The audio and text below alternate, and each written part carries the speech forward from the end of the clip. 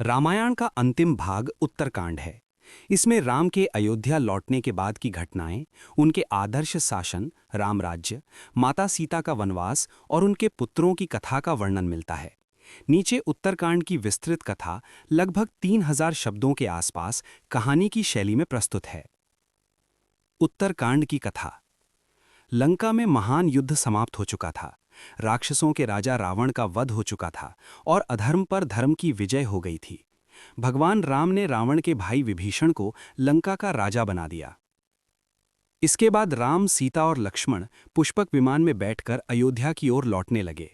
रास्ते में उन्होंने उन सभी स्थानों को देखा जहां जहां वे वनवास के समय गए थे।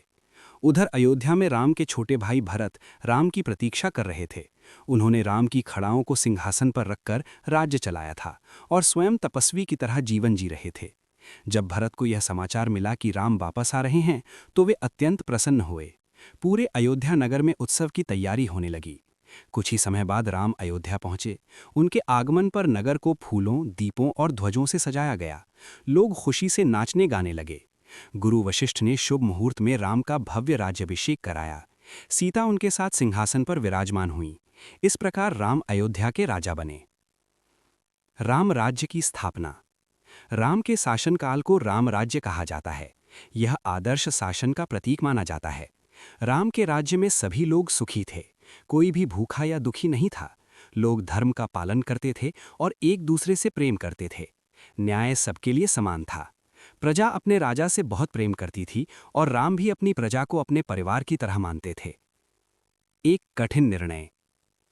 कुछ समय बाद एक दिन राम को यह समाचार मिला कि अयोध्या में एक व्यक्ति अपनी पत्नी के बारे में कह रहा था कि वह किसी दूसरे के घर में रहने के बाद उसे स्वीकार नहीं करेगा।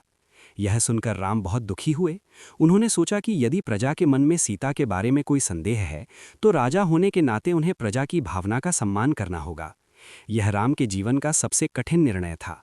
राम ने भारी मन से लक्ष्मण को आदेश दिया कि वे सीता को वन में छोड़ आएं। सीता का वनवास। जब लक्ष्मण सीता को वन में छोड़ने जा रहे थे, तब उनका हृदय दुख से भर गया। सीता को जब यह बात पता चली तो वे बहुत दुखी हुईं, लेकिन उन्होंने राम के निर्णय को स्वीकार किया। लक्ष्मण उन्हें वन में छोड़कर लौट आए। उसी वन में महान ऋषि महर्षि वाल्मीकि का आश्रम था। उन्होंने सीता को अपने आश्रम में आश्रय दिया। लव और कुश का जन्म। कुछ समय बाद सीता ने 2 पुत्रों को जन्म दिया, लव और कुश। दोनों बालक अत्यंत तेजस्वी और वीर थे। वाल्मीकि ने उन्हें शिक्षा दी और उन्हें शास्त्र, वेद और धनुर्विद्या सिखाई। इसी समय वाल्मीकि ने राम की पूरी कथा लिखी, जिसे रामायण कहा जाता है। लव और कुश बड़े होकर उसी रामायण को गाकर सुनाने लगे। अश्वमेध यज्ञ। कुछ समय बाद राम ने एक महान यज्ञ करने का निर्णय लिया, जिसे अश्वमेध यज्ञ कहा जाता है। यज्ञ का घोड़ा विभिन्न राज्यों में भेजा गया। जो राजा उस घोड़े को रोकता, उसे राम की सेना से युद्ध करना पड़ता। जब वह घोड़ा वाल्मीकि आश्रम के पास पहुंचा, तो लव और कुश ने उसे पकड़ लिया। राम और पुत्रों का मिलन। राम की सेना ने लव और कुश से युद्ध किया, लेकिन दोनों बालकों ने अद्भुत वीरता दिखाई और सभी को पराजित कर दिया। जब यह समाचार राम तक पहुंचा, तो वे स्वयं वहां आए। तभी वाल्मीकि ने बताया कि ये दोनों बालक राम और सीता के ही पुत्र हैं। यह सुनकर राम अत्यंत भावुक हो गए। सीता का धरती में समाना। वाल्मीकि ने सीता को सभा में बुलाया ताकि वे अपनी पवित्रता सिद्ध कर सकें।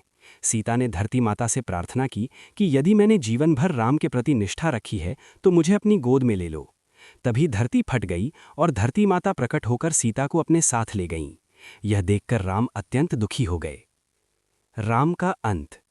समय बीतता गया। राम ने लंबे समय तक अयोध्या पर न्यायपूर्वक शासन किया। अंत में जब उनका पृथ्वी पर कार्य पूर्ण हो गया, तब वे सरयू नदी के तट पर गए और अपने दिव्य स्वरूप में लौट गए। इस प्रकार भगवान राम का अवतार पूर्ण हुआ। उत्तरकांड का संदेश।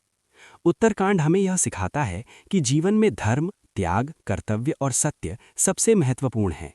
राम ने हमेशा धर्म का पालन किया, चाहे इसके लिए उन्हें कितना ही कष्ट क्यों न सहना पड़ा हो। इसी कारण भगवान राम को मर्यादा पुरुषोत्तम कहा जाता है।